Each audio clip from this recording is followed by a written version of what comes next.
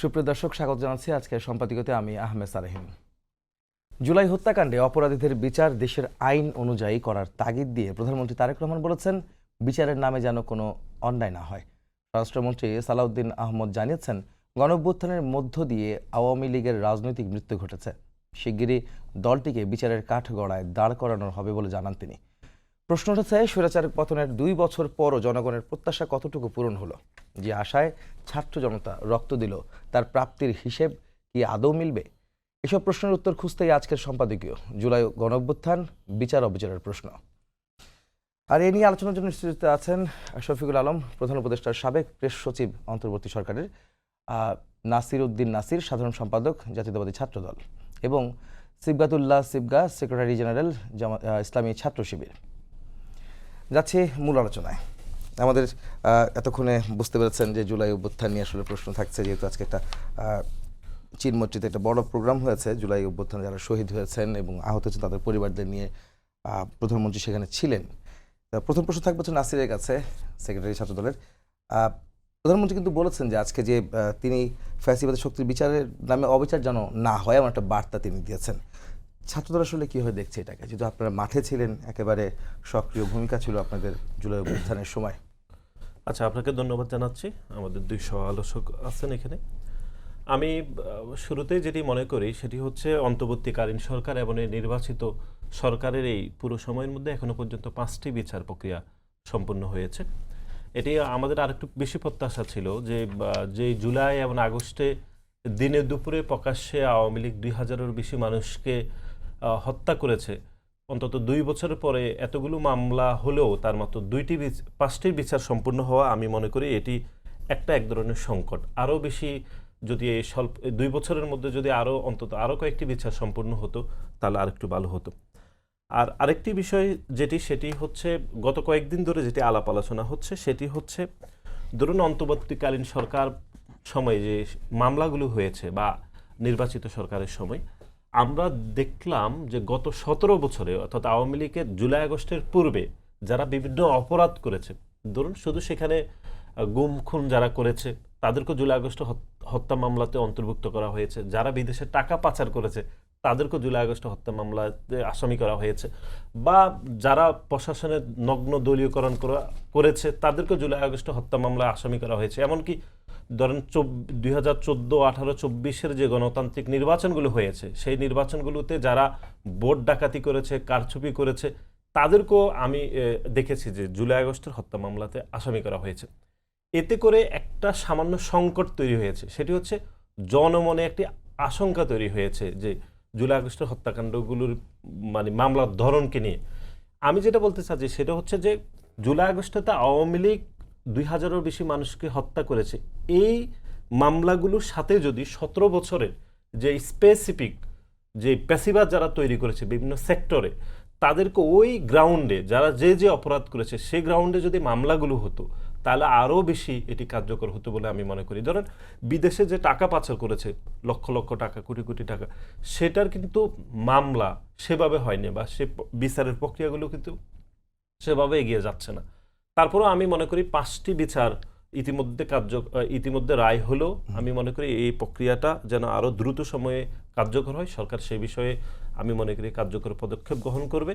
এবং আজকে মাননীয় প্রধানমন্ত্রী জুলাই আগস্টে যারা আহত হয়েছেন, শহীদ পরিবারের সাথে উনি কথা বলেছেন। আমি মনে করি এটি এক ধরনের ইতিবাচক ঘটনা, যে অন্তর্বর্তীকাল সরকার যে প্রক্রিয়ায় জুলাই আগস্টে উদযাপন করছে তারই একটি ধারাবাহিক প্রক্রিয়া, এবং বাংলাদেশের রাজনৈতিক ছাত্র সংগঠনগুলো, রাজনৈতিক দলগুলো জুলাই আগস্টকে অত্যন্ত গুরুত্ব সহকারে পালন করছে। আমি মনে করি এগুলো সবগুলো ইতিবাচকভাবে এগিয়ে যাচ্ছে। নাসির, আমাকে একটু বলেন যে আসলে আপনি যেটা বলছেন যে সবাইকে আসলে জুলাই মামলায়, জুলাই অভ্যুত্থানের মামলায় তাদেরকে মামলা দেওয়া হয়েছে, তাতে করে বিচার প্রক্রিয়া কোনো রকম সংশয় তৈরি হবে কিনা, যে আসলে সুষ্ঠু বিচার হবে কিনা? কারণ আপনি বলছেন যারা টাকা পাচার করেছে সেও জুলাই অভ্যুত্থানের মামলায় আসামি। কেন, এই ব্যাপারটা কারা করেছে? এটি কারা দোষারোপ বিষয় না। অর্থাৎ যারা টাকা পাচার করেছে তারা জুলাই আগস্টে অপরাধ করেছে, তারা হত্যা মামলার আসামি, এটি অস্বাভাবিক কিছু না, হতে পারে। কিন্তু একই সাথে যারা টাকা পাচার করেছে তাদেরকে যদি টাকা পাচারের মামলাতেও যদি আসামি করা হতো, সুনির্দিষ্ট ওই মামলা। গ্রাউন্ডে যদি তার বিচারটা হতো, তাহলে সেটা আরো বেশি কার্যকর হতো বলে আমি মনে করি। ধরেন জনতা ব্যাংকের আবুল বারাকাত সাহেবের, উনি তো জনতা ব্যাংকের দায়িত্বে ছিলেন, প্রচন্ড টাকার সেখানে অনিয়ম হয়েছে, কিন্তু ওনার বিরুদ্ধে যে মামলাগুলো হয়েছে, ধরেন জুলাই আগস্টের হত্যা মামলা যেরকম হয়েছে, কিন্তু জনতা ব্যাংকে যে অর্থনৈতিক যে অনিয়মগুলো করেছে সেখানে সেই রকম কিন্তু খুব বেশি মামলা হয়নি, একটি মামলা হয়েছে। অথবা যারা আওয়ামী লীগের সময়ে, আমার সংখ্যাটা মনে নাই, যে অনেক টাকা পাচার হয়েছে, ধরুন কয়েক লক্ষ কোটি টাকা, সেখানে যারা এই কাজগুলো করেছে তাদেরকেও আমি দেখেছি যে ডেইলি স্টার একটা নিউজ করেছে যে তাদেরকে গড়ে জুলাই আগস্টের হত্যা মামলার আসামি করা হয়েছে। করতে পারে যদি অপরাধ থাকতে পারে, কিন্তু তাদেরকে যদি ওই গ্রাউন্ডে ওইখানে আসামি করতো, তাইলে এটার বেশি স্টেবিলিটি করতো, মানুষজনের আস্থায় আরো বেশি আসতে পারতো বলে আমি মনে করি। সিবগাতুল্লাহ, আপনার কাছে একই প্রশ্ন থাকছে, সঙ্গে নাসির ভাইয়ের যে বক্তব্যটা সেটাকে আপনি আসলে কিভাবে দেখেন আর কি, যে সরকার প্রধান যখন বলছেন যে বিচারের নামে যেন কোনো অবিচার না হয় সেই বিষয়টা তারা নিশ্চিত করতে চান, এটা একটা বিষয়। নাসির যে বক্তব্যটা দিলেন যে এক ঢালাওভাবে সব মামলায়, জুলাই মামলায় আসামি হচ্ছে, কিন্তু অপরাধ ভিন্ন ভিন্ন হতে পারে। ধন্যবাদ আপনাকে এবং ধন্যবাদ সহ-আলোচক দুজনকে, শফিক ভাই এবং নাসির ভাইকে। আসলে জুলাই অভ্যুত্থানে আমরা যারা রাজপথে ছিলাম, আমরা দেখেছি আমাদের চোখের সামনে আমাদের উপরে গুলি করা হয়েছে। শুধু এখানে আইনশৃঙ্খলা রক্ষাকারী বাহিনীই না, এখানে ছাত্রলীগ, যুবলীগ, আওয়ামী লীগের সন্ত্রাসীরাও সরাসরি প্রকাশ্য দিবালোকে গুলি করেছে আমাদের উপরে। আমরা দেখেছি অস্ত্রের মহড়া। এখনও কি বাংলাদেশে যতগুলো জায়গায় এখন পর্যন্ত যে ফুটেজগুলো আছে, যে সরাসরি একজন মানুষকে মেরে ফেলা হচ্ছে, আমাদের একজন ভাইকে মেরে ফেলা হচ্ছে, সেই বিচারগুলো কি সম্পূর্ণ হয়েছে? আমি তো দেখতে পাচ্ছি এখনও বিচার প্রক্রিয়া যেভাবে আগানো দরকার সেভাবে আসলে ঠিকঠাক মতো আগাইতে পারে নাই। তো আমার মনে হয়েছে প্রধানমন্ত্রী নিশ্চয়ই ওই দিকটাকে ইন্ডিকেট করেছেন যে এই যে ভিকটিম পরিবারগুলো সেখানে এসেছিল, তারা তো এখনও তাদের যে বিচার পাওয়ার কথা তারা এখনও সেটাকে পায় নাই। তো উনি বলার চেষ্টা করেছেন যে আমরা বিচারগুলো সুষ্ঠুভাবে, সুন্দরভাবে সম্পন্ন করব। তো এই জন্য আমি মনে করছি যে মূলত এটাকে এই দিকে ইঙ্গিত করা হয়েছে যে উনি বিচারগুলো ঠিকঠাক মতো করতে চান, এবং আমরা এটাই বিশ্বাস পরবর্তীতে বিতর্কিত না হয়। আমরা এর আগে না, দেখেছিলাম অবশ্যই যে- না, বিচার তো অবশ্যই বিতর্কিত হবে না। এখন পর্যন্ত যে 5টি বিচার সম্পূর্ণ হয়েছে, এবং আমার তো মনে হয় যে এগুলোকে দ্রুত বিচার সম্পন্ন করা দরকার। কারণ এটা হচ্ছে এমন একটা এমন একটা মাস কিলিং হয়েছে যেটা জাতিসংঘের রিপোর্টে এটা প্রকাশিত হয়েছে যে কোথায় কিভাবে জনগণের উপরে গুলি চালানো হয়েছে এবং কিভাবে আমাদেরকে হত্যা করা হয়েছে। তো এই জাতীয় বিষয়গুলো ডকুমেন্টেড থাকা সত্ত্বেও এখনও কিন্তু আওয়ামী লীগের বিচারও শুরু হয় নাই, এবং হচ্ছে যারা এই হত্যাকাণ্ডের সাথে জড়িত ছিল তাদেরও বিচার আসলে সম্পূর্ণ হয় নাই।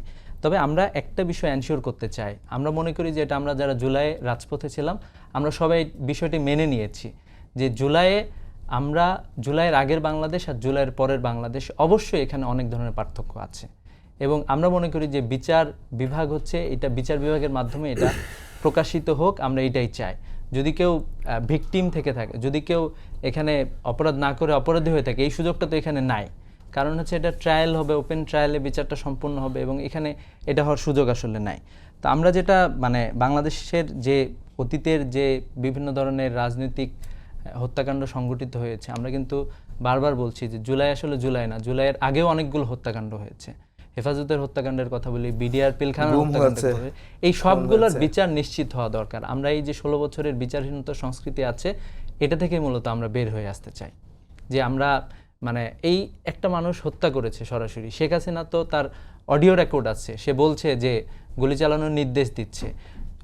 14 দলের মিটিং করার পরে যারা এখানে ছিল, 14 দলের মিটিং করার পরে তারা বলেছে যে সরাসরি যে আপনি হত্যা করেন, গুলি করেন আরো বেশি করে, এবং তারপরের দিন ইসলামী ছাত্র শিবিরকে নিষিদ্ধ করা হয়েছে। এবং এভাবে করে আসলে বাংলাদেশের মানুষকে বাংলাদেশের মানুষের উপরে গণহত্যা চালানো হয়েছে একটা লম্বা সময় ধরে। আয়নাঘর করা হয়েছে, গুম করা হয়েছে, খুন করা হয়েছে, মাস কিলিং করা হয়েছে। বন্দুক যুদ্ধের নামে মানুষকে তাদের বিচার পাওয়ার যে অধিকার, কোনো একজন যদি অপরাধ করে থাকে তার বিচার পাওয়ার অধিকার আছে, তাকে খুন করা হয়েছে। আমি মনে করছি যে জুলাইয়ের পরে বাংলাদেশ আসলে এটাই নিশ্চিত করে। জনগণের মাঝে এই সেন্টিমেন্টটা কিন্তু আমরা দেখতে পাই। আপনি দেখবেন যে 5 আগস্টের রাতেই বাংলাদেশের মাদ্রাসা শিক্ষার্থীরা, কওমি মাদ্রাসার শিক্ষার্থীরাও গিয়ে মন্দির পাহারা দিয়েছে। কেন দিয়েছে? কারণ হচ্ছে যে কেউ যাতে আবারও এই বাংলাদেশে ভিকটিম না হয়, এই জন্য কিন্তু কওমি মাদ্রাসার ছেলেরাও গিয়ে দাঁড়িয়েছে, অন্যান্য ইসলামী সংগঠনের লোকজনও গিয়ে দাঁড়িয়েছে। আমরা আসলে সেই সাধারণ শিক্ষার্থীরাও গিয়েছে। আমরা আসলে সেই বাংলাদেশটাই মূলত চেয়েছি, যে এই বাংলাদেশে। এবং আমরা এটাও দেখতে পাচ্ছি যে আওয়ামী লীগের এখন অসংখ্য নেতৃবৃন্দ তারা অনলাইনে সোশ্যাল মিডিয়ায় বিভিন্নভাবে হুমকি দিয়ে যাচ্ছে। শেখ হাসিনা থেকে শুরু করে অধিকাংশ নেতাকর্মী এই কার্যক্রমগুলো করে যাচ্ছে, তারা হুমকি দিচ্ছে জনগণকে। কোনো অনুশোচনা নাই আসলে। স্পেশালি যারা শহীদ ফ্যামিলি আছে তাদের পরিবারগুলোকে মামলা প্রত্যাহার করে নাও, তাই না হয় কিন্তু আমরা এই সমস্যাগুলো করব। আপনারা একটু শহীদ পরিবারগুলোতে গেলে আপনারা আসলে দেখতে পাবেন। তো নাসির যে সংকটের কথা বলছিল যে আসলে একই জুলাই অভ্যুত্থানের অভিযোগে সবাইকেই আসলে বলা হচ্ছে যে পাচার করেছে টাকা, যে গুম করেছে। না, আমি যদি এইটা বলি আসলে আপনাকে, কারা করেছে? জুলাই এই যতগুলো মামলাগুলো আসলে- গণহত্যা সংঘটিত হয়েছে, জুলাই যতগুলো হত্যাকাণ্ড ঘটেছে, সবগুলোর কি মামলা ঠিকঠাক মতো এগিয়েছে? অন্তত মামলা তো অনেক হওয়ার কথা, কিন্তু আমরা আসলে কয়টা মামলার আপডেট পাচ্ছি? এই মামলাগুলো নিম্ন আদালতে, উচ্চ আদালতে অথবা ট্রাইব্যুনালে কি অবস্থায় আছে? 2000 মানুষের মামলা, ট্রাইব্যুনাল কি 2000 মানুষের মামলা সামলাচ্ছে? আমরা কিন্তু এটা দেখছি না। এই জন্য কিছু কিছু জায়গায় হয়তো বা ভিন্ন ব্যাপার থাকতে পারে, স্থানীয় পর্যায়ে বিভিন্ন ধরনের ব্যাপার স্যাপার থাকে, কিন্তু আমরা এটা এনশিওর করতে চাই যে আমাদের উচ্চ আদালত এটা যাতে আমাদের নিরপেক্ষতার সাথে বিচারগুলো নিশ্চিত করে, আমাদের ট্রাইব্যুনাল যাতে বিচারগুলো সুন্দরভাবে নিশ্চিত করে। এবং এখন পর্যন্ত যে কয়েকটা বিচার কার্য সম্পাদন হয়েছে আমরা দেখেছি এগুলোতে স্বচ্ছ প্রক্রিয়ায় বিচার কার্যক্রম সম্পাদন হয়েছে। জি, শফিকুল আলম ভাই, আপনার কাছে আসবো। সেটা হচ্ছে যে আপনি তো 2 বছর অন্তর্বর্তী সরকারের আমলে প্রেস সেক্রেটারি ছিলেন অন্তর্বর্তী সরকারের। প্রশ্ন কিন্তু ওনারা রেখেছেন যে 2 বছরে যে মামলা আসলে যেভাবে এগোনোর কথা ছিল জুলাই অভ্যুত্থানের পরবর্তী সময়টায়, সেভাবে এগোয়নি। মাত্র 5টি মামলার রায় এসেছে, কিন্তু আরও হয়তো আসতে পারতো, সেই আশা বা সেই সম্ভাবনা তারা দেখছিলেন, কিন্তু কেন এটা হয়নি? আপনি তো একদম ঠিক অভ্যুত্থানের পরবর্তী সময়ই আপনারা একদম ক্ষমতায় আসলেন, রাষ্ট্র ক্ষমতায় আপনারা ছিলেন, কেন হয়নি আসলে? না, এটা আপনারা যদি মনে করেন যে আমাদের এটা স্লো হচ্ছে, আমি এটা মনে করি না। আমাদের যে আমি স্লো হচ্ছে বলতে মনে হয়, আমি বলছিলাম বিষয়টা হচ্ছে যে এই সময়টা আসলে ওনাদের যে আশা ছিল যেটা আরো বেশি হতে না, পারতো, এটা আমি কেন হয়নি? স্টেপ বাই স্টেপ বলছি। প্রথম কথা হচ্ছে যে প্রথমত প্রফেসর ইউনূস এবং তার ক্যাবিনেট চাচ্ছিলেন যে এই যে হত্যাকাণ্ডটা হয়েছে সেই হত্যাকাণ্ডের একটা নিরপেক্ষ তদন্ত হোক। এই জন্য উনি কী করলেন, উনি ইউএন রাইটস অফিসকে, ইউএনের যে হিউম্যান রাইটস অফিসকে বললেন তোমরা এসে নিরপেক্ষভাবে তদন্ত করো। এটার ইম্পর্টেন্সটা হচ্ছে যে যাতে ভবিষ্যতে কেউ এসে কোনো পলিটিক্যাল পার্টি বা বাংলাদেশের তথাকথিত সুশীল সোসাইটি, সিভিল সোসাইটি এসে না বলতে পারে এই তোমরা তো এটা পলিটিক্যালি মোটিভেটেড ইনভেস্টিগেশন হয়েছে। আমরা দেখেছি আগে আওয়ামী লীগ গভর্নমেন্ট কী ধরনের, খালেদা জিয়ার যে কেসটা হচ্ছে এটা একটা সবচেয়ে বড় উদাহরণ। এটা কোনো কেসই না, যে টাকাটার কথা বলা হচ্ছে সেই টাকাটা ব্যাংকে আছে এবং বেড়ে 6-7-8 কোটি 10 কোটি টাকা প্লাস হয়েছে। হ্যাঁ, তো সেই জায়গায় আমরা দেখেছি যে কিভাবে পলিটিক্যালি মোটিভেটেড হয় বাংলাদেশের ইনভেস্টিগেশন। সেই জন্য প্রফেসর ইউনূস কী করলেন, ওদেরকে ডাকলেন, ডেকে তাদেরকে বললেন যে তোমরা ইনভেস্টিগেট করো, আমাদের তরফ থেকে কোনো ধরনের ইনফ্লুয়েন্স করা হবে না। এবং ওরা প্রায় 5টা মাস লাগিয়ে ইনভেস্টিগেশনটা করলেন। তো ফলে যেটা হয়েছে যে এই 5-6 মাস করার পরে তারপরে যে আমাদের লোকাল এজেন্সিগুলো ইনভলভ হলো, তারপরে কেস হলো, কেস হওয়ার পরে যে এই যে বিচারগুলো আসছে, আজকে প্রাইম মিনিস্টার খুব রাইটলি বলেছেন যে আমরা যেন বিচারের নামে যাতে কেউ অবিচার না হয়, এমন একটা বিচার হয় যেটা ইন্টারন্যাশনালি অ্যাকসেপ্টেড হয়। এটা আমাদের জন্য দরকার, আমাদের পরবর্তী জেনারেশনের দরকার। পরবর্তী জেনারেশন এসে যদি না অ্যাকিউজ করে যে আপনারা এমন বিচার করলেন, এই বিচারটা অন্যায় হয়ে গেছে, এইটার জন্য কেউ না বলতে পারে। এবং উনি খুবই আজকে যে উনি বক্তৃতাটা দিয়েছেন খুবই ব্রিলিয়ান্ট একটা স্পিচ। উনি সবাইকে শান্ত থাকতে বলেছেন যে হ্যাঁ বিচার আমরা করব, but at the same time এই বিচারের নামে কারোর প্রতি যদি একটা ফুটো অন্যায় হয়, এবং এই জন্য টাইম দিতে হবে।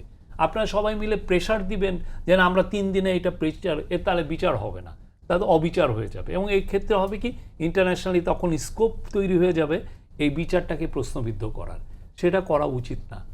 আওয়ামী লীগের বিচার হবে, যারা যারা খুন হয়েছে সবার বিচার হবে, বাট এটা এই জিনিসটা খুব মেটিকুলাসলি করতে হবে।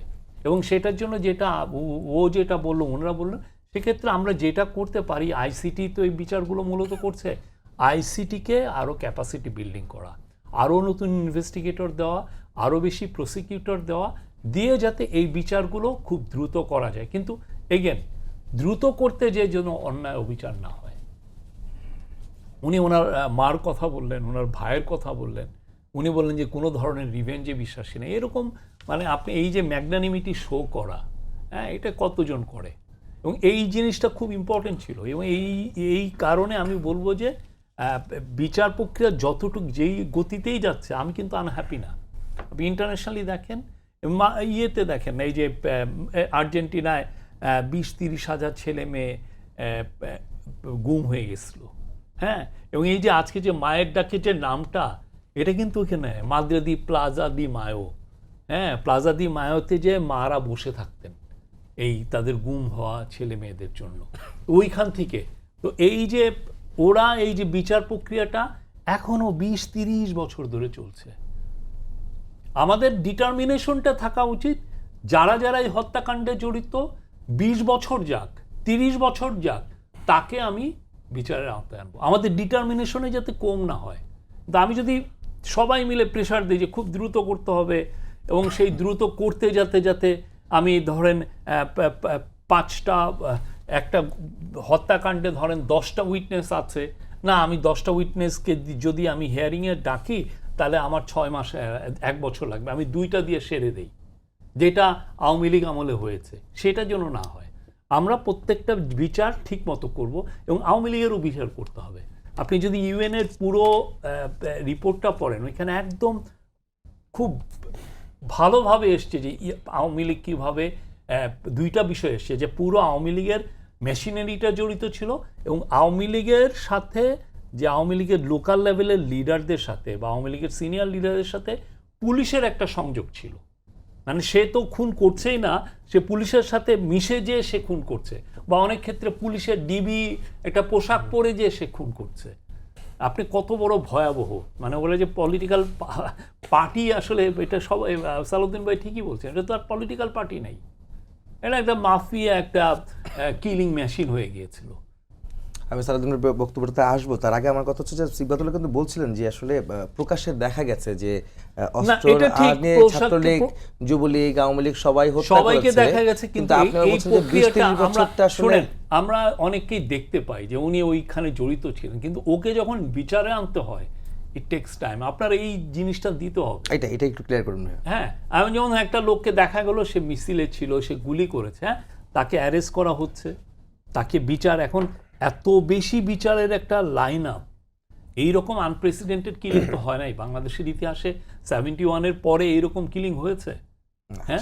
তো ওইটাকে প্রত্যেকটা একটা লোককে আপনি অ্যারেস্ট করলাম, করার পরে তাকে যদি আমি বিচারে আনি, ওর ইনভেস্টিগেশন পুরোটা কমপ্লিট করতে অনেক সময় লাগে। আপনার সময় দিতে হবে। আমাদের মধ্যে একটা অধৈর্য আছে, এই অধৈর্য করে আমরা অনেক কেসগুলোকে নষ্ট করে ফেলি। এটা অধৈর্য হওয়ার কিছু নাই আমাদের মধ্যে, সবার মধ্যে, প্রত্যেকটা পলিটিক্যাল পার্টির মধ্যে, যারাই জুলাইয়ে ছিলেন সবার মধ্যে এই ডিটারমিনেশন আছে যে না, আমরা এই বিচারগুলো শুনবো। বিএনপি যদি না পারে, পরবর্তী গভর্নমেন্ট আসবে, পরবর্তী, কিন্তু সবাই মিলে এই কাজটা এগিয়ে নিতে হবে, সবাই মিলে। প্রত্যেকটা ইন্টারিম গভর্নমেন্ট তার পার্ট করে গেছে, বিএনপি এখন তার পার্ট করছে, এবং বিএনপি তো পিছুপা হয় নাই, বিএনপি প্রত্যেকটার এবং খুবই রাইট কথাগুলো বলছে, এইগুলোকে ইয়ে করতে হবে। তারপরে যদি তাতে করে আপনি আশাবাদী যে আসলে বিচার প্রক্রিয়া সহজ হবে এবং বিচার আসলে সবাই দায়ী, এবং ন্যায় বিচার করতে হবে, যে যার প্রতি বিচার হলো সেও যেন বুঝে। কারণ এই যে আপনি যে হিয়ারিং এ যে আলাপগুলো হবে সেগুলো তো বইয়ে আসবে, সবাই দেখবে যে আপনি বইয়ে কি লেখা আছে, যাতে এমন কোনো অন্যায় করা না না হয় যেন ভিকটিমের ফ্যামিলি বলে যে না, আমার ভাইটারে তো অন্যায়ভাবে এটা জেল জরিমানা করা হয়েছে, এইটা যেন কেউ না বলতে পারে। একদম ন্যায় বিচার একদম পুঙ্খানুপুঙ্খভাবে করতে হবে। যে নাসির, আপনার কাছে একটা প্রশ্ন থাকছে, যে সেটা হচ্ছে যে প্রধানমন্ত্রী কিন্তু আজকে বলেছেন যে আসলে এই আন্দোলন আসলে কারো একক নয়, কোনো একক ব্যক্তির নয়, কোনো সংগঠনের বা দলের নয়। এটা কেন আসলে, এই প্রশ্নটা কেন আসছে, কেন, কারা আসলে কৃতিত্ব দাবি করছে, আসলে কারা করছে, এই প্রশ্নটা আসলো কেন? জি, আমরা বাইরের বক্তব্য শুনছিলাম, আমরা কোনো বক্তব্যের সাথে দ্বিমত না, আমি না, কিন্তু আমরা যারা জুলাইয়ে কাজ করেছি, বিশেষ করে ধরেন আপনারা দেখেছেন গণমাধ্যমের কর্মী হিসাবে, জুলাইতে যারা আন্দোলন করেছে বা রাজপথে ছিল, এখানে এরকম করে গুলিবর্ষণ করা হয়েছে নির্বিচারে। ধরুন কেউ যদি বলে রাজপথ থেকে বেঁচে গিয়েছে, এরকম ধরেন পুলিশ, আওয়ামী লীগ সবাই তো একসাথে গুলি করেছে, নির্বিচারে গুলি হয়েছে, এরকম যে মিস্টার রহিমকে গুলি করছে, করিম বেঁচে গেছে, এরকম করে গুলি করা হয়নি, একদম নির্বিচারে গুলি বর্ষণ করেছে, যেখানে বাচ্চারা মারা গেছে, সাংবাদিক মারা গিয়েছে, সকলেই মারা যেতে পারত। সুতরাং আমরা মনে করি যে বিচার ধরেন ওই যে মানে বাইজিটি বলল যে সময় নিয়ে করলে যেটি সব থেকে ভালো হয়, এটাই বাস্তবতা, এটি সত্য। একই সাথে আমাদের দেশে কিন্তু এরকম বিচার না হওয়ার এক ধরনের প্রবণতা আছে, এটি দীর্ঘদিন ধরে আমাদের সমাজ ব্যবস্থা বিচার ব্যবস্থার অংশ হয়ে দাঁড়িয়েছে। সেই জায়গা থেকে আমরা একটু বেশি কনসার্ন। ঠিক আছে, ঠিক বিচারও হতে হবে, একই সাথে এটা যেন বিলম্ব না হয় সেটাও আমরা সতর্ক থাকা উচিত বলে আমরা মনে করি। এটা একটা বিষয়। আর আরেকটি যেটি গুরুত্বপূর্ণ সেটি হচ্ছে ধরুন 5 তারিখের পরে আমাদের এখানে একটা সংকট তৈরি হয়েছিল, বা ইন্টেরিয়ামের সময় গুরুত্বপূর্ণ দায়িত্ব ছিলেন। আমরা ওনার ব্যক্তিগতভাবে 5 তারিখের পূর্বে ওনার আমরা ফ্যান, উনি সবসময় নিউজ করতেন, সেগুলো আমরা পড়তাম বাংলা ইংরেজি মিলিয়ে। হয়তো উনি দায়িত্বে থাকাকালীন সময়ে উনি উপর থেকে সব কিছু জাজমেন্ট করতে পারেননি, কিন্তু এটাই বাস্তবতা। 5 তারিখের পরে আন্দোলনের ক্যাডেট নিয়ে একটা জটিলতা হয়েছে কিন্তু আমাদের এইখানে মধ্যে। সেটা হচ্ছে একটি পক্ষকে অতিরিক্ত ক্যাডেট দেওয়া হয়েছে, আরেকটি পক্ষকে ক্যাডেট দেওয়া হয়নি, বা আরেকটি পক্ষকে বেশি ক্যাডেট দেওয়া হয়েছে, অথবা মাস্টার মাইন্ড খোঁজা হয়েছে।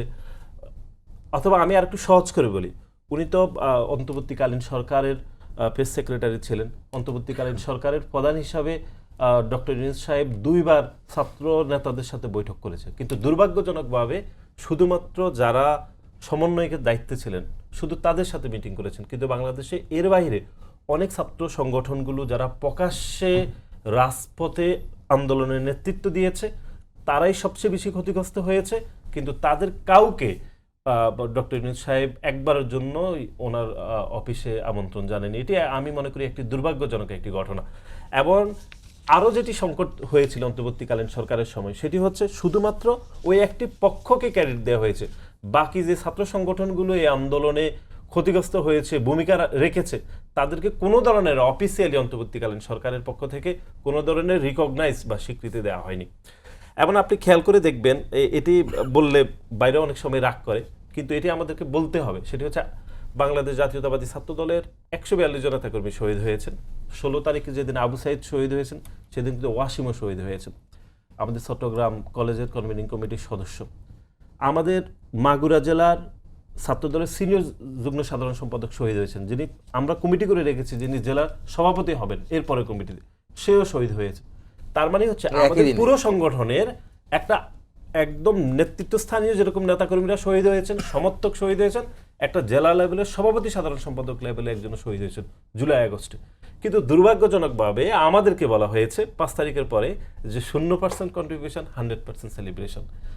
এবং এমনকি গতকালও আমি দেখেছি শিবিরের এক সাবেক নেতা বলেছেন যে পুরো আন্দোলনে তো ছাত্রদলের কোনো ভূমিকাই নেই, সে বলছে। এবার এটি গণমাধ্যমে প্রকাশিত হয়েছে। এটি আমরা মনে করি যে এটি আমাদেরকে জুলাই পরবর্তী সময়ে আমাদেরকে ব্যাপকভাবে ক্ষতিগ্রস্ত করেছে, আমাদেরকে দ্বিধা বিভক্ত করেছে। আমি মনে করি জুলাই আগস্টে সব থেকে বেশি যদি মাস্টার মাইন্ড হয়ে থাকে তাহলে ছাত্র জনতা, সকল মানুষ। এখানে এরকম একটি আন্দোলনের ডাক দেওয়া হয়েছে, কাউকে তো বলে নাই যে আসেন। আমরা তো আমাদের রাজনৈতিক প্রোগ্রামগুলিতে আমরা তো আমাদের নেতাকর্মীদেরকে ডেকে নিয়ে আসি, কিন্তু জুলাই আগস্টে তো এরকম ঘটনা ঘটে নাই। মানুষ স্বতঃস্ফূর্তভাবে আন্দোলনে শরিক হয়েছে, কাউকে তো ডেকে বলা হয়নি, মিডিয়াতে কাভারেজ করা হয়নি যে ভাই আপনারা চলে আসুন। মানুষ নিজ দায়িত্ব বলেছে। বাকি পলিটিক্যাল অর্গানগুলো, পলিটিক্যাল অর্গানাইজেশনগুলো এটাকে সমন্বয় করে রাজপথে এক ধরনের ভূমিকা রেখেছে, কিন্তু এটি অন্তর্বর্তীকালীন সরকারের সময় সেটি করা হয়নি বলে আমি মনে করি। আমি একটু অ্যাড করতে চাই, আমার একটা পুরনো একটা কথা মনে পড়লো, সেটা হচ্ছে জুলাই অভ্যুত্থানের সময় জুলাইয়ের 10 তারিখ বা 11 তারিখ আপনার একটা প্রেস কনফারেন্স করেছিলেন নয়াপল্টনে, সেখানে আমি ছিলাম, আমি কাভার করছিলাম সেখানে।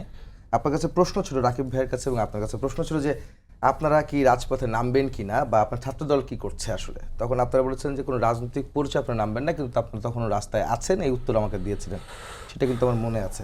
আমি একটু অ্যাড করে নিয়ে এবার সিবগাতুল্লার সাথে কথা বলতে চাই। সেটা হচ্ছে যে এই যে কৃতিত্বের কথা যখন বলা হচ্ছে, যে প্রধানমন্ত্রী বলছেন যে একক কোনো দলের নাকি কৃতিত্ব নেই, এটা আসলে কারা, মানে কারা কৃতিত্ব নিতে চেয়েছে? আর 142 জন যেখানে ছাত্র দলের একটা ছাত্র সংগঠনে এতগুলা মানুষ শহীদ হয়েছে, অন্য কোনো দলের কি হয়েছে, অন্য কোনো ছাত্র সংগঠনে এতগুলো শহীদ হয়েছে একেবারে স্পেসিফিকভাবে, তাহলে তাদেরকে কেন আসলে তাদের অভিযোগ অনুযায়ী তাদেরকে পিছনে রাখা হয়েছে?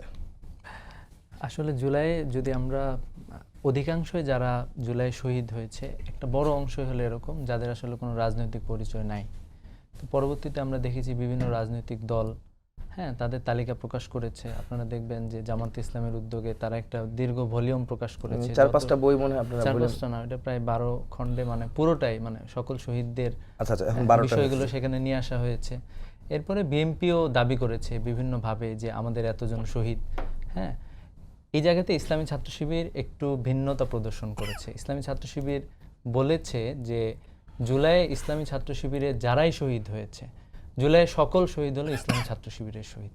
এবং আমরা অলরেডি মানে প্রত্যেকটা পরিবারের সাথে আমরা কানেক্টেড, যত ছাত্র মারা গিয়েছে। এরপরে এই ছাড়াও ছাত্রদের বাইরেও যারা যারা বিভিন্ন শ্রেণী পেশার মানুষ মারা গিয়েছে, আমরা তাদের সাথেও যুক্ত হওয়ার চেষ্টা করেছি। এখন যদি বলা যায় যে এই যে একটু আগেই নাসির ভাই বলছিলেন যে নেতৃস্থানীয় পর্যায়ে শহীদ হয়েছে, দেখেন আপনি ইসলামী ছাত্র শিবিরের প্রায় সকল কেন্দ্রীয় সভাপতি যারা ছিল 5 আগস্টের পরেও এখনও যারা আছে, আমরাও যারা আছি, আমাদের বিভিন্ন রকম বক্তৃতায় আমরা আবু সাইদের সাথে ওয়াসিম এবং শান্তর কথাটাও বলি। শহীদ শান্ত চট্টগ্রামে শিবিরের ইসলামী ছাত্র শিবিরের দায়িত্বশীল ছিল, উনিও কিন্তু 16 তারিখে মারা গিয়েছে। আমি আজকে আপনাকে চ্যালেঞ্জ করে বলছি, নাসের ভাই কি কোনো দিন তার কোনো একটা প্রোগ্রামে, আমি ইসলামী ছাত্র শিবিরের অসংখ্য ফুটেজ দেখাতে পারবো যে শহীদ ওয়াসিমের নাম আমরা বলেছি, উনি কি কোনোদিন শহীদ শান্তের নাম বলেছে? আমার জানা মতো উনি বলেন নাই। এরপরে যদি বলেন উনি নেতৃস্থানীয় পর্যায়ের কথা বললেন, ইসলামী ছাত্র শিবিরের রাজশাহী মহানগরীর সাংগঠনিক সম্পাদক এই জুলাই অভ্যুত্থানের সময় শহীদ হয়েছে। ইসলামী ছাত্র শিবিরের অনেক থানা সভাপতি জুলাই অভ্যুত্থানে শহীদ হয়েছে। শহীদ শাকিল পারভেজ ভাই সহ, শহীদ আবদুল্লাহ তাহের সহ অসংখ্য ভাইরা আমাদের শহীদ হয়েছেন। তো এই জন্য এটা আসলে মানে আমরা আসলে যেহেতু আমাদের যেটা হয়েছে গতকালকে আমরা একই টকশোতে বলছিলাম যে আসলে সকল ছাত্র সংগঠনের কথা বলি, আমরা যারা ফ্যাসিবাদ বিরোধী আন্দোলনের রাজপথে ছিলাম, আমরা কিন্তু সবাই লড়াই সংগ্রামের মধ্য দিয়ে গিয়েছি। ঠিক আছে, আমরা যখন রাস্তায় নামছি তখন আমরা জানতাম যে আমি এই যে রাস্তায় নামতেছি, আমি হয়তোবা আমি আব্বা আম্মার সাথে কথা বলেই আগে থেকে কথা বলা ছিল যে আমি যাচ্ছি, আমি আসতেও পারি নাও আসতে পারি। অলমোস্ট এটা সবাই, একটা সাধারণ শিক্ষার্থীও যখন নামছে তখন আসলে এরকম ব্যাপারগুলো দিয়ে এসেছে। কিন্তু এখন যেটা হয় সেটা হলো যে যখন আসলে কিছু কিছু ব্যক্তিত্বকে খাটো করার চেষ্টা করা হয়, ঠিক আছে, জুলাইয়ের পরেও তো আমরা এটা দেখেছি। হ্যাঁ, উনি যেহেতু ক্রেডিট নেওয়ার কথা বলছেন, মানে সরকার যারা গঠন করেছিল ছাত্রদের একটা অংশকে হয়তো বা নাসির ভাই আইডেন্টিফাই করছেন। হ্যাঁ, আবার হচ্ছে যে এই ভাইস ভার্সা একটা কিন্তু লড়াই ছিল। নাসির ভাই একটা খুবই সিগনিফিক্যান্ট বিষয় আইডেন্টিফাই করেছেন যে আসলে তত্ত্বাবধায়ক ইন্টারিম সরকার ডক্টর ইউনূসের কাছে আমরা যেভাবে সুযোগ পাওয়ার কথা ছিল, ঠিক আছে, আমাদের সাথে তো উনি কোনোদিনই বসেন নাই। ঠিক আছে, আমাদের সাথে তো আসলে সেভাবে বসেন নাই। আমরা যারা একবারে ইসলামী ছাত্র শিবির অথবা ছাত্র দলের কর্মী ছিলাম, এটা আসলে হওয়া দরকার ছিল। আরেকটা ব্যাপার হলো যে আমাদের দেখেন এখানে নাসির ভাই তো কিছু অভিযোগ তুলেছেন, আমি জাস্ট অভিযোগের জবাব দিচ্ছি। সেটা হলো যে কিছু কিছু জায়গায় উনি হয়তো বলার চেষ্টা করেছেন যে আমি তো এটা বলবো না যে ছাত্র দলের কন্ট্রিবিউশনের কথা কিন্তু এই যে ঢাকা বিশ্ববিদ্যালয়ের বর্তমান ভিসি তার ছেলেই বলেছে। ঠিক আছে, উনি বিএনপি পরিবারের সন্তান, উনিই কিন্তু অনেক সময় এই বিষয়গুলো বলেছে। ঠিক আছে, এই জন্য একবারে কোনো একটা পার্টিকুলার, এটা হয়তো ব্যক্তি কেন্দ্রিক হতে পারে যে একটা ব্যক্তি কোনো একটা কিছু নিয়ে প্রশ্ন তুলতে পারে না, অ্যাজ এ হোল পুরো সংগঠনকে এটার মাধ্যমে কিন্তু আইডেন্টিফাই করা যায় না। তো আমরা যেটা মানে দেখেছি যে আসলে আমরা যেটা এখন চাই সেটা হলো ফ্যাসিবাদের যেই উপাদানগুলো আছে এই উপাদানগুলো যাতে বাংলাদেশে আর না আসে, এটা আমাদের এনশিওর করাটা সবচেয়ে বেশি জরুরি। আমরা এখন যেটা করতে চাই সেটা হচ্ছে আমরা সামনের দিকে তাকাতে চাই যে সামনে আসলে আমাদের কি আছে। আমরা কি আবারও মানে ফ্যাসিবাদের, আমরা এখন দেখতে পাচ্ছি কিন্তু যে বিএনপির কিছু কিছু নেতৃবৃন্দ, আমি যদি ফজলুর রহমানের কথা বলি, যিনি একজন যিনি প্রথম দিন থেকে যিনি মুজিব বাহিনীর একজন সদস্য ছিলেন। হ্যাঁ, উনি যেটা প্রকাশ্যে স্বীকার করেছেন, যারা বাংলাদেশের মুক্তিযোদ্ধাদেরকে এবং অসংখ্য মানুষদেরকে হত্যা করেছেন, এবং উনি কিন্তু প্রথম দিন থেকেই জুলাইয়ের আমরা যারা শহীদ হয়েছে, আমরা যারা জুলাই আন্দোলন করেছিলাম তাদের বিপক্ষে উনি কথা বলে গিয়েছেন। সে জায়গায় কিন্তু আমরা বিএনপির পক্ষ থেকে কোনো প্রতিবাদ, কোনো বিবৃতি অথবা তাকে জুলাই অভ্যুত্থানের পক্ষে কথা বলছেন, এই জাতীয় আপনারা বলছেন বিপক্ষে। আমি ফজলুর রহমানের কথা বলতেছি, আপনি নিশ্চয়ই ফজলুর রহমানকে চেনেন, ঠিক আছে, উনি কিন্তু সেভাবেই কথা বলেছেন। জুলাই আমরা যারা লড়াই করেছি তাদের বিভিন্নভাবে খাটো করার চেষ্টা করেছেন। তো এই জাতীয় বিষয়গুলো কিন্তু আমরা দেখেছি। তো এই জন্য আমরা যেটা চাই সেটা হলো যে আমাদের আমরা যারা জুলাই ছিলাম আমরা সবাই সবাইকে চিনি তো। তো এই জন্য আমাদের জুলাইয়ের জায়গাটা, আমরা যে জায়গাগুলো যদি কারো দলীয় জায়গা থেকে অথবা এরকম কেউ আমাদের জুলাইকে খাটো করার চেষ্টা করে থাকেন, এই যে তরুণ সমাজের এরকম একটা আত্মত্যাগী স্যাক্রিফাইস, এরকম একটা বড় স্যাক্রিফাইসকে কেউ যদি মানে এটাকে যদি কেউ থামিয়ে দেওয়ার চেষ্টা করে অথবা এটাকে মানুষের সামনে ভিলেন আকারে উপস্থাপন করার চেষ্টা করে, এটাও কিন্তু হচ্ছে। নাসির ভাই একটু উত্তর দিলে আমি ওনার কাছে একটা প্রশ্ন রাখবো, এই বিষয়ে কোনো কিছু বলতে চান কিনা? একটি হচ্ছে যে ফজলুর রহমানের বিষয়ে ঢালাওভাবে যেরকম বলেছেন এরকম না। উনি জুলাই আগস্টের সময় জুলাই আগস্টের পক্ষে ছিলেন, বরং 5 তারিখের পরে থেকে উনি আসলে বেসিক্যালি ওনাকে সামাজিক যোগাযোগ মাধ্যমগুলোতে খুব হেয় করছিল, বিশেষ করে জামাত শিবিরের ওনার নাম বিকৃত করা হচ্ছিল। তখন মুক্তিযুদ্ধ নিয়ে উনি কথাবার্তা বলছিলেন যে জামাত ইসলাম বা শিবিরের সাথে সাংঘর্ষিক ছিল। আমি ওনাকে ডিফাইন করছি না।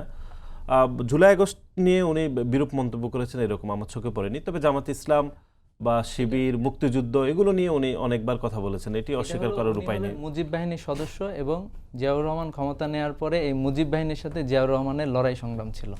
আজকে আমাদের জন্য এটা কষ্টের ব্যাপার যে ছাত্রদল সভাপতিকে তাকে ডিফেন্ড করতে। না, আমি ডিফেন্ড করছি না, আমি ডিফেন্ড করছি না। আমি বলছি জুলাই আগস্ট নিয়ে উনি বিরূপ মন্তব্য করেছেন এরকম কখনো আমি দেখিনি, তবে জামাত ইসলাম, শিবির, রাজাকার পক্ষে উনি একদম আপোষহীন ছিলেন, এটা আমার চোখে পড়েছে। সেন্ট্রাল ফিগারদের নিয়ে উনি করেছেন, কিন্তু সেটা জামাত ইসলাম শিবিরের প্রশ্নে বলেছেন তিনি। না সবাইকে নিয়ে বলেছেন না, ঢালাওভাবে করেননি মনে হয়, ঢালাওভাবে বলেননি আমার মনে হচ্ছে। সবাইকে নিয়ে উনি বলেছেন। যে আমি একটু শহীদ ভাইকে যেতে চাই। শহীদ ভাই, আসলে যে প্রশ্নটা আসছে আসলে জুলাই অভ্যুত্থানের পরবর্তী যে ঐক্য আসলে দেখার কথা ছিল, কিন্তু সেখানে একটা অন্তর্বর্তী সরকারের কাছ থেকে হয়তো প্রত্যাশিত জায়গায় সেই সম্মানটা আসলে ছাত্রদল বা ছাত্র শিবির দুজনের কাছ থেকে কিন্তু একটু অনুযোগ বা অভিযোগ দুটোই কিন্তু এসেছে। আপনি তো সরকারে ছিলেন, তো সরকারের প্রেস সেক্রেটারি ছিলেন, তো আপনি এটা কীভাবে জবাব দেবেন? কেন আসলে এটা করা হলো?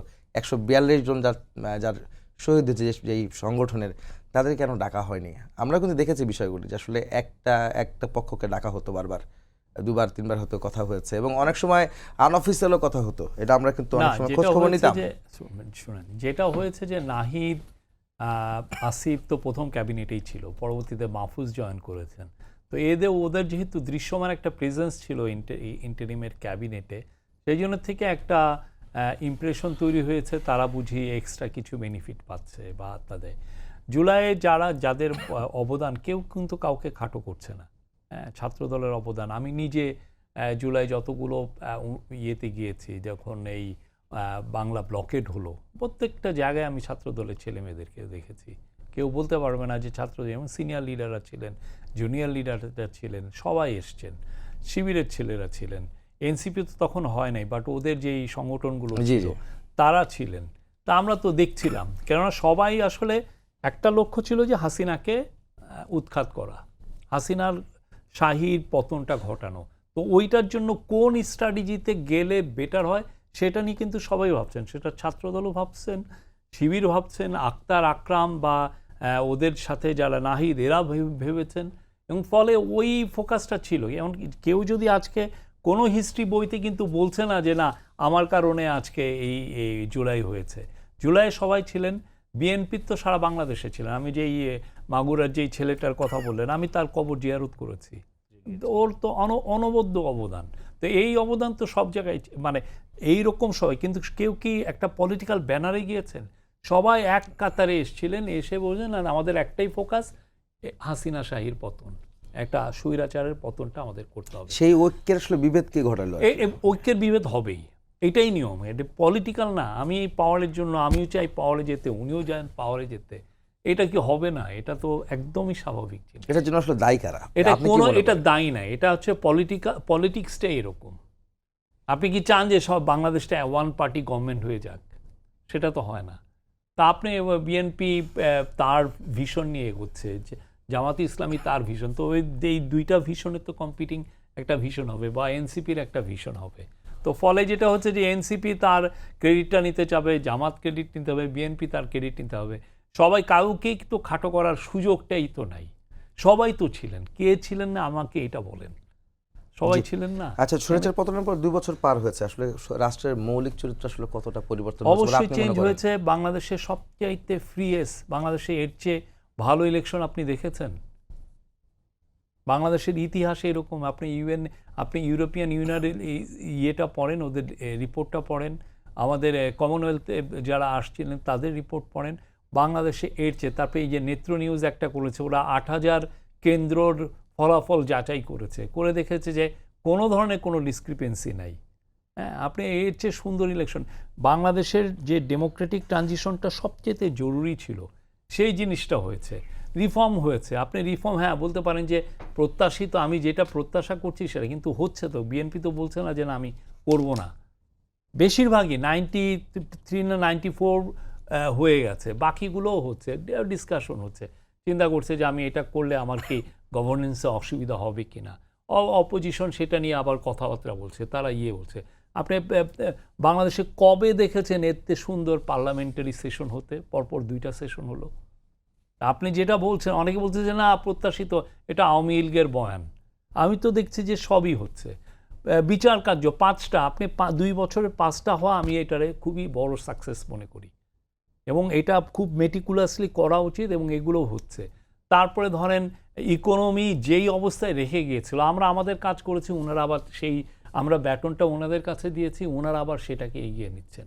আপনি জুন মাসের এক্সপোর্টটা দেখেন, 25% গ্রোথ। তো কি পলিটিক্যাল স্ট্যাবিলিটি ফিরে আসার কারণে আপনার একটা মাসে, এই গত 3-4 বছরের মধ্যে এই জুন মাসে সবচেয়ে হাইয়েস্ট গ্রোথ হয়েছে। তো এইটার একটা একটা বলবো যে একদিনে হচ্ছে না, মানে এই জিনিস আপনি যেই 16 বছরে যে আবর্জনা, হ্যাঁ সেটাকে তো আপনি একদিনে ফেলে দিতে না। তারপরে এই ইয়েটা দেখেন, অনেকে বলেছিলেন যে নতুন বাংলাদেশ ব্যাংকের গভর্নর আসছেন, তারপরে যে এই ব্যাংকিং ল নিয়ে অনেক কথাবার্তা হয়েছে। তো তারপরে দেখেন আমাদের রিজার্ভ কিন্তু বাড়ছে, রেমিটেন্স হাইয়েস্ট পরিমাণ রেমিটেন্স এসছে। তো আমি আশাবাদী, এবং বাংলাদেশের এখন খুব দ্রুত যেটা করতে হবে, আমাদের প্রচুর জব তৈরি করতে হবে। ইয়াং ছেলেমেয়েরা অনেক জবের জন্য অস্থির আছে, তাদেরকে আমাদের জব প্রোভাইড করতে হবে, সেই জায়গাটায় আমাদের যেতে হবে, এবং এটার জন্য সবাই মিলে আমাদের এবং আমাদের পলিটিক্যাল স্টেবিলিটি এসছে। আপনি দুইটা সেশনে আপনি দেখেন কি পরিমাণ ব্রিলিয়ান্ট ডিবেট হয়েছে, সবাই ফলো করতেছে। নাহিদ কি বলে, মৌলানা শফিকুর রহমান কি বলে, বা সালাউদ্দিন ভাই কি বলেন, বা তারেক রহমান কি বলেন, সবাই ফলো করছে, সেগুলো ভাইরাল হচ্ছে। হ্যাঁ, স্ট্রিট প্রোটেস্ট কয়টা হয়েছে? তো এই মেসেজগুলো তো বাইরে যায়, বাইরে যেও সবাই দেখে যে কী হচ্ছে। আমাদেরকে নিয়ে যারা ষড়যন্ত্র করে, তারা তো দেখাতে যায় এখানে মাইনরিটিরা ভালো নাই, ইকোনমির অবস্থা খুব খারাপ, এই সমস্ত গল্প নিয়ে ওরা বসে থাকে। হ্যাঁ, এখানে ন্যায় বিচার বলে কিছু নাই, রিফর্মগুলো সব ওয়েস্ট বিনে ফেলে দেওয়া হয়েছে। কিন্তু রিফর্মও হচ্ছে, আমাদের ইকোনমিও তার আগের জায়গার থেকে একটু একটু করে হলেও, আমরা যে প্রত্যাশিত গ্রোথ চাচ্ছি সেটাও তো হচ্ছে না, বাট এগোচ্ছে তো। এবং সবচেয়ে বড় কথা, চুরি চামারি বাটপারি প্লান্ডারিং যেটা আওয়ামী লীগ করে গেছে, হ্যাঁ ওদের তো মানে সেগুলো বন্ধ হয়েছে। এইটাই অনেক বড় পাওয়া, যে কি পরিমাণ চুরি করেছে। এখন চুরির টাকা দিয়েই যে দেখেন বট বাহিনী বানাচ্ছে, এরে দেয় টাকা, ও করে ঝটিকা মিছিলের জন্য এক একটার জন্য বরাদ্দই আছে আলাদা। আমি আশাবাদী। শফিক ভাই, আসলে এখানে একটা প্রশ্ন থাকতেই পারে আসলে, যে শেখ হাসিনার বক্তব্য প্রচার একটা নিষেধাজ্ঞা আসলে আপনাদের সরকারের আমলে এটা হয়েছিল, কিন্তু এখন দেখা যাচ্ছে যে অনেকে চেষ্টা করছেন সেটা আবার প্রচার করার জন্য। আসলে এই প্র্যাকটিসটা কেন আবার এটা যারা করছেন বেশিরভাগই স্বৈরাচারের দোষর ছিলেন, একদম স্ট্রেট ফরওয়ার্ড। একটা খুনি যার একদম অডিও মেসেজ আছে, উনি খুনের নির্দেশ দিচ্ছেন, তারপরে আপনি তাকে প্ল্যাটফর্ম দেওয়া মানে কি? আপনি একটা খুনিকে প্ল্যাটফর্ম দাও, আপনি দিবেন? এটা দেওয়া উচিত কিনা আসলে প্রশ্ন থাকছে। যারা এটা করছে, এই মানে পুরোপুরি বাংলাদেশের মানুষের স্পিরিটের এগেনস্টে কাজ করছে, এবং ওরা ওই দোহাই দিচ্ছে যে এটা একটা ফ্রিডম অফ স্পিচের বিষয়, ফ্রিডম অফ স্পিচের পিছনে যে সে হাইড করে নিজেকে প্রোটেকশনে দিয়ে দিচ্ছে। হ্যাঁ, আপনি ইয়েতে যা দেখেন না, ওয়েস্টে আপনি দেখেন না, আপনি প্যালেস্টাইন নিয়ে আপনি আন্দোলন করতেছে ইউকেতে, ওদেরকে আন্দোলনই করতে অ্যারেস্ট করে বসায় রাখে। ওইখানে একটা ম্যাস মার্ডারের হয়ে আপনি করতে পারবেন? সম্ভব?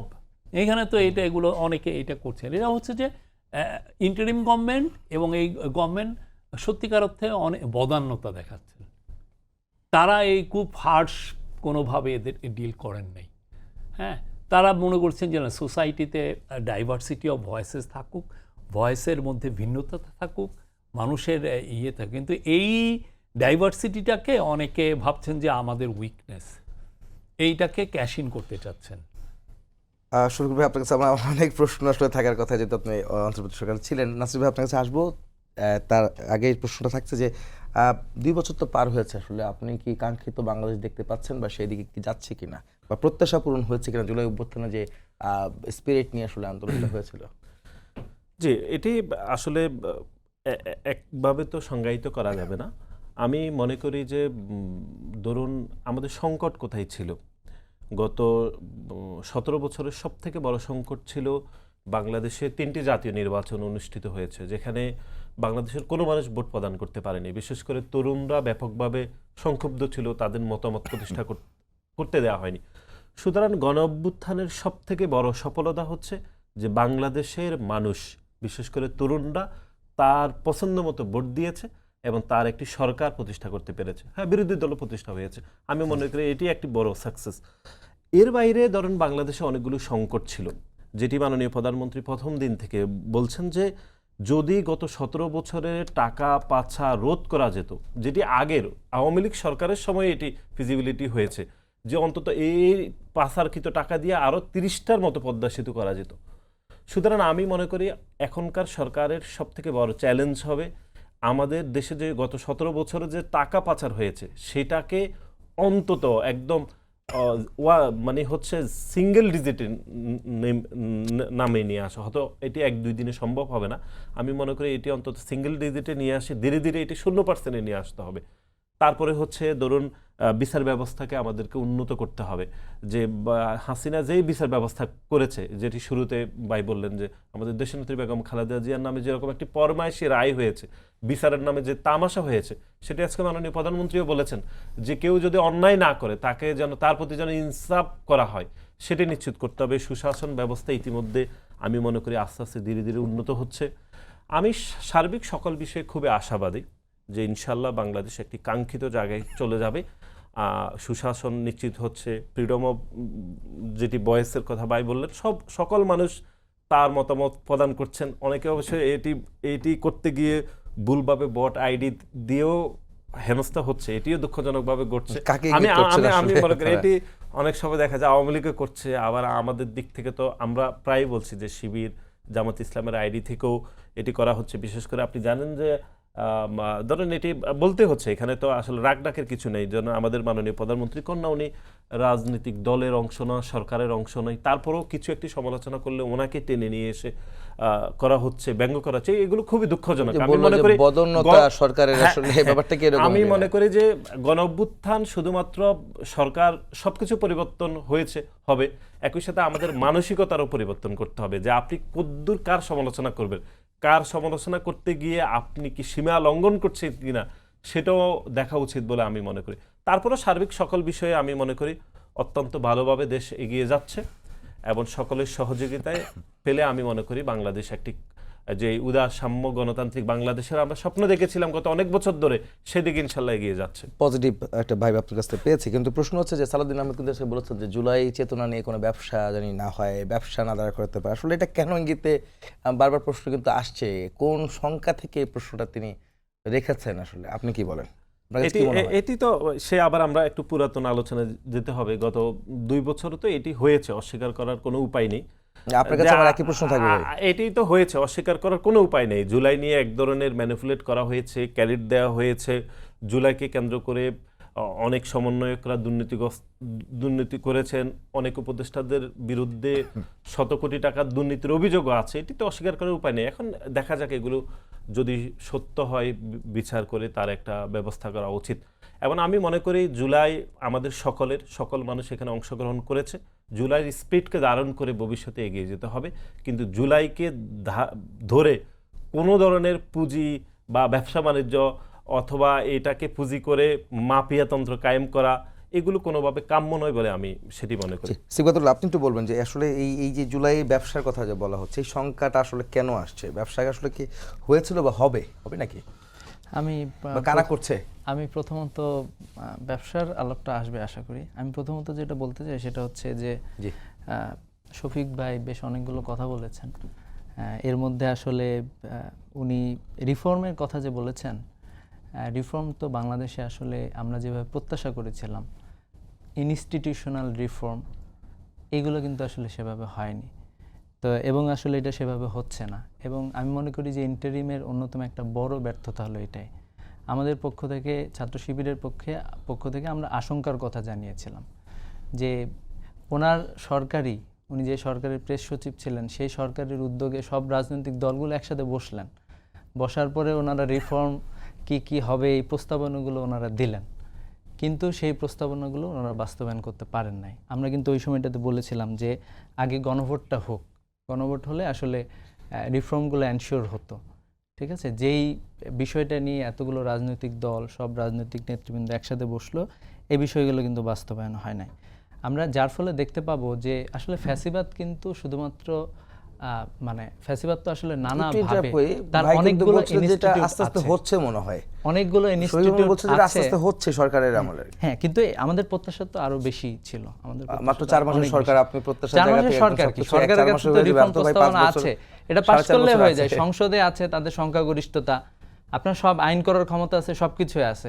তা আমি দেখতেছি, করতেছি, এটা জনগণকে একটা একটা জাস্ট ইয়ের মধ্যে ফেলানো। তো এই জন্য আমি মনে করি যে দেখেন, আমাদের বিচার ব্যবস্থার যে সংস্কার হওয়ার দরকার ছিল, সুপ্রিম জুডিশিয়াল কাউন্সিল হওয়ার কথা ছিল, যার মাধ্যমে বিচারপতি নিয়োগটা স্বচ্ছ হওয়ার কথা ছিল, এবং যেটার মাধ্যমে আসলে হয় না, এটা এখন হয় না।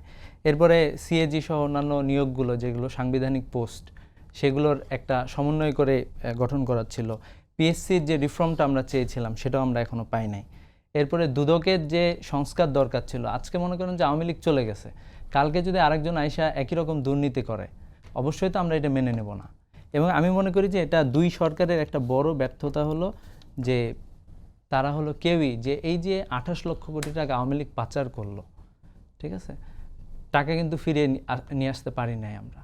এবং আমরা এই যে কালপ্রিট কোথায় কারা কারা আছে, বাংলাদেশের সম্পদকে তারা বাংলাদেশ থেকে নিয়ে চলে গেছে। বাংলাদেশের প্রায় 3 বছরের বাজেট যদি আমরা বলি, ঠিক আছে, এর আগে আরও বেশি ছিল। তো এই বিষয়গুলো আসলে আমরা দেখতে পাচ্ছি যে এই বিষয়গুলো আসলে আমাদের মোটেই সংস্কার হয় না। এই জন্য আমরা যেটা বলেছি যে ফ্যাসিবাদ তো আসলে শুধুমাত্র ফ্যাসিবাদ না, অনেকগুলো বিষয় থাকে ফ্যাসিবাদের সাথে। তো এই বিষয়গুলোকে অ্যাড্রেস করতে হবে, এটা যাতে আমাদের চিন্তা চেতনায় না থাকে। এই যে আমি একটা কিছু করি না, এরপরেও আমাকে চাপায় দেয়া, ঠিক আছে, ফ্যাসিবাদের বিষয়গুলো কিন্তু এরকমই। আপনি দেখবেন যে এই যে বিএনপির যে ভাই একটু আগে বলতেছিলেন খুব সুন্দর করে, যে ওনারা আওয়ামী লীগের ফটোকার্ড নিয়ে আসেন, ফটোকার্ড নিয়ে আসে ওইটা নিজেরা প্রচার করেন, ঠিক আছে, ওই যে ওনাদের নেতার বিরুদ্ধে, নেত্রীর বিরুদ্ধে এই কথাটা বলা হয়েছে, এবং সেগুলো নিয়ে ওনারা মারামারি করেন। এগুলো নিয়ে তারা ডাকসু নেতৃবৃন্দের উপর হামলা চালাইছেন। অথচ আমরা জুলাইয়ের পর একটা নতুন বাংলাদেশ চাইছিলাম, যে বাংলাদেশে এই ধরনের হামলার ঘটনা ঘটবে না। আজকে থেকে প্রকাশ্য দিবালোকে হামলা হয়েছে, রাতের বেলা সবার একবারে মিডিয়ার সামনে হামলা হয়েছে, এবং এটার বিচার এখন পর্যন্ত হয় নাই। ছাত্রদল কাউকে এখন পর্যন্ত বহিষ্কার করে নাই।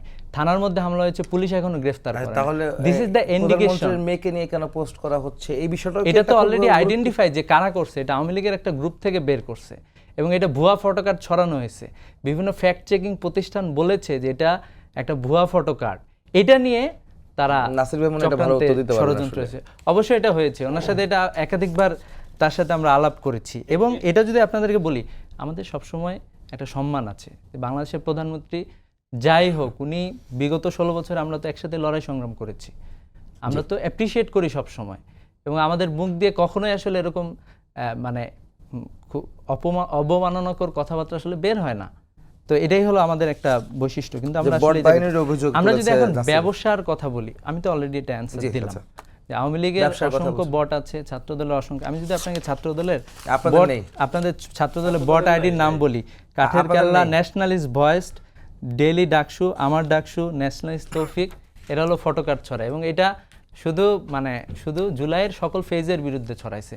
ছাত্রদলের যে এজিএস ক্যান্ডিডেট ছিল ঢাকা বিশ্ববিদ্যালয়ে, সেই পেজ ছড়ায় একবারে সরকারের প্রথম দিকে। এখন দেখেন যে ব্যবসার কথা যেটা বলা হচ্ছে, আসলে জুলাই তো কোনো ব্যবসা না। কে ব্যবসা করতেছে জুলাই নিয়ে? আওয়ামী লীগ তো একটা ব্যবসা করছে, আমরা তো কেউই ব্যবসা করি না জুলাই নিয়ে।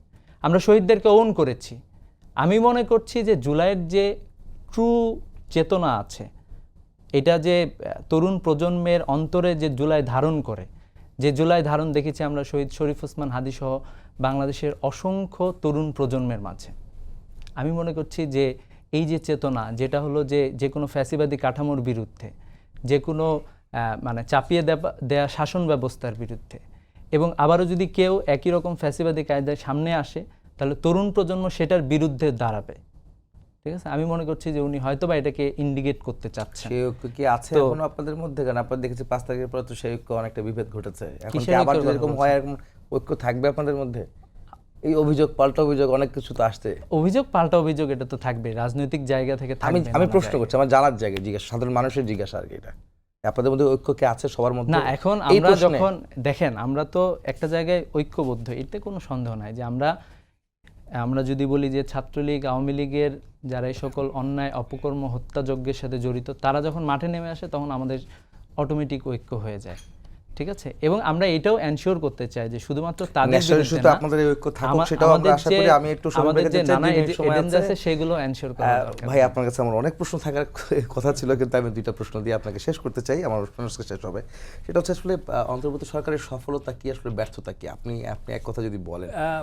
মূল যে সফলতা, আমি 4টা জায়গায় খুব যদি ব্রডার আমি প্রশ্ন পরে আরেকটা প্রশ্ন করতে চাই, সেই প্রথম সময়টা কথা আমাকে হচ্ছে দিয়ে। যে একটা জাতিকে একটা ভয়ানক রকমের সিভিল ওয়ার থেকে রক্ষা করা।